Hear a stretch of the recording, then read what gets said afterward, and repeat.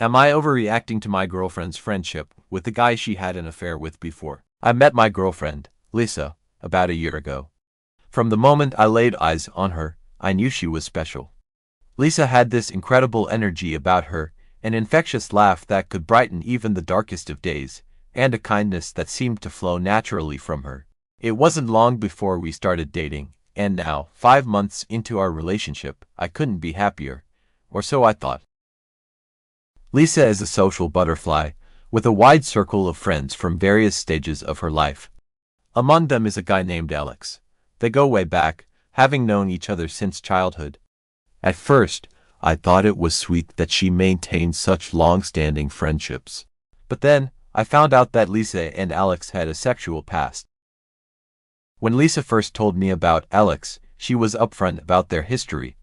She assured me that it was a brief fling, nothing serious, and that they had remained good friends ever since. At the time, I didn't think much of it.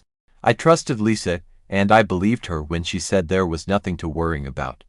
Besides, I didn't want to come across as the jealous boyfriend who couldn't handle his girlfriend having male friends. But as time went on, I started to feel differently. The more I thought about Lisa and Alex's past, the more uncomfortable I became. It wasn't just the fact that they had been intimate. It was the way they still hung out together. They would meet up for coffee, go for walks, and even have the occasional dinner. It gnawed at me, this nagging feeling that something wasn't right. One evening, as Lisa and I were lounging on the couch, I decided to bring it up. My heart pounded in my chest as I broached the subject. "Lisa, can I talk to you about something that's been bothering me?" She looked at me with those big, concerned eyes of hers and nodded. "Of course, babe. What's on your mind?" I took a deep breath. "It's about Alex.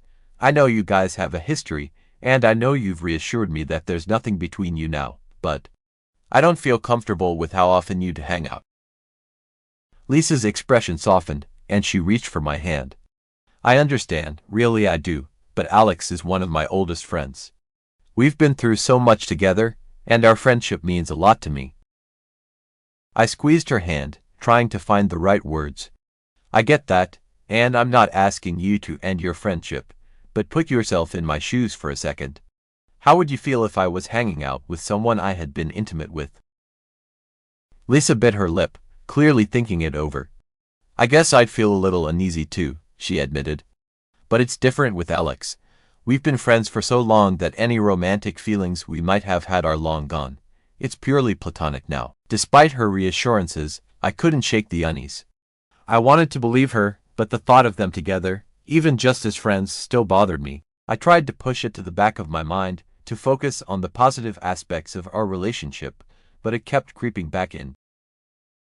A few weeks later, Lisa mentioned that she and Alex were planning to catch up over dinner. It was like a punch to the gut. I didn't want to be the guy who told his girlfriend who she could and couldn't see, but at the same time, I couldn't ignore how I felt. That night, after Lisa left for her dinner with Alex, I found myself pacing around our apartment, my mind racing. I tried to distract myself with TV, but nothing could hold my attention. Eventually, I called up my best friend, Mike, for some advice. "Hey man," I said when he picked up, "can we talk? I need your perspective on something." "Sure thing, what's up?" Mike replied. I told him everything about Lisa and Alex's history, my feelings of discomfort, and my struggle to balance trust and jealousy. Mike listened patiently, occasionally offering a hum or I see.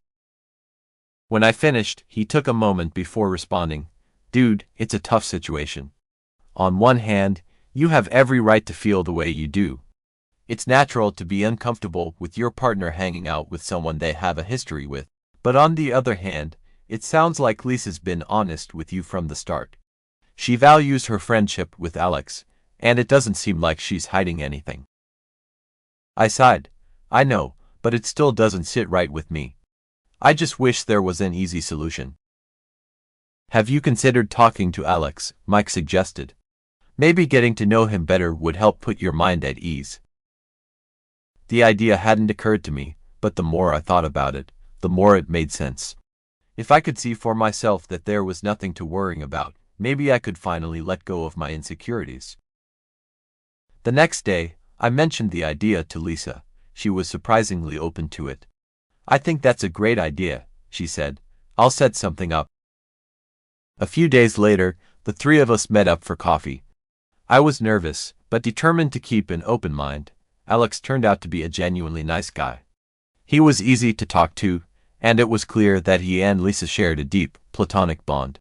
Seeing them interact made me feel more at ease, but there was still a part of me that couldn't completely let go of my doubts. As we left the cafe, Lisa gave me a reassuring smile. "See, nothing to worry about."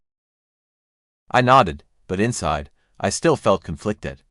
I wanted to trust Lisa completely, but the shadow of her past with Alex lingered. Over the next few weeks, I tried to focus on strengthening my relationship with Lisa. We spent more time together, went on new adventures, and shared more about our lives. Our bond grew stronger, but the issue with Alex remained a thorn in my side. One night, as we were lying in bed, I found myself unable to sleep. The thoughts of Lisa and Alex kept swirling in my mind. I turned to her, unable to hold it in any longer. "Lisa, I know we've talked about this before, but I can't shake this feeling. I know you value your friendship with Alex, but it still bothers me." She turned to face me, her expression serious. "I appreciate your honesty, and I don't want you to feel uncomfortable in our relationship. But you have to understand that Alex is a part of my life. He's been there for me through so much, and I can't just cut him out." I nodded, feeling a lump form in my throat. "I know. I just don't know how to deal with this. It's like I'm stuck in this loop of doubt and insecurity." Lisa reached out and cupped my face in her hands.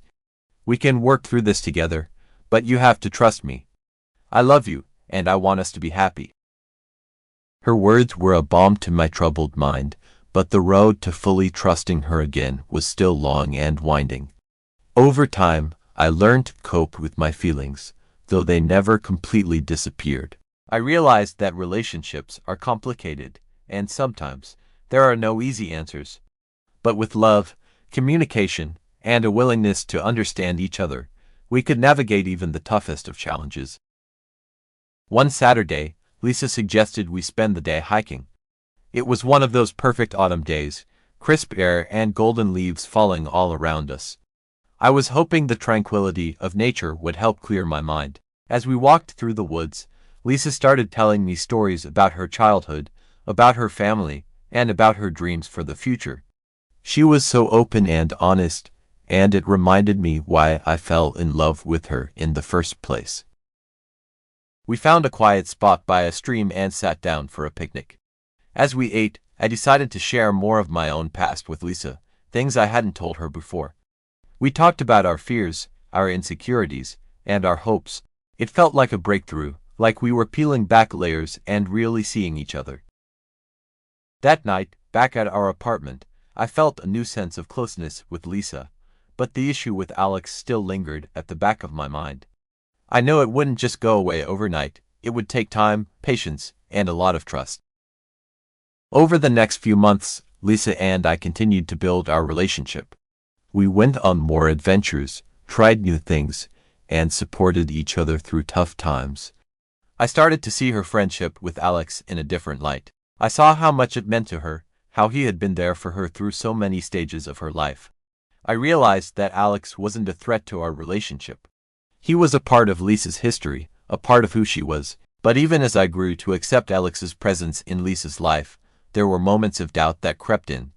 One evening, Lisa came home late from a dinner with Alex. She was glowing with happiness, recounting their conversations and shared jokes.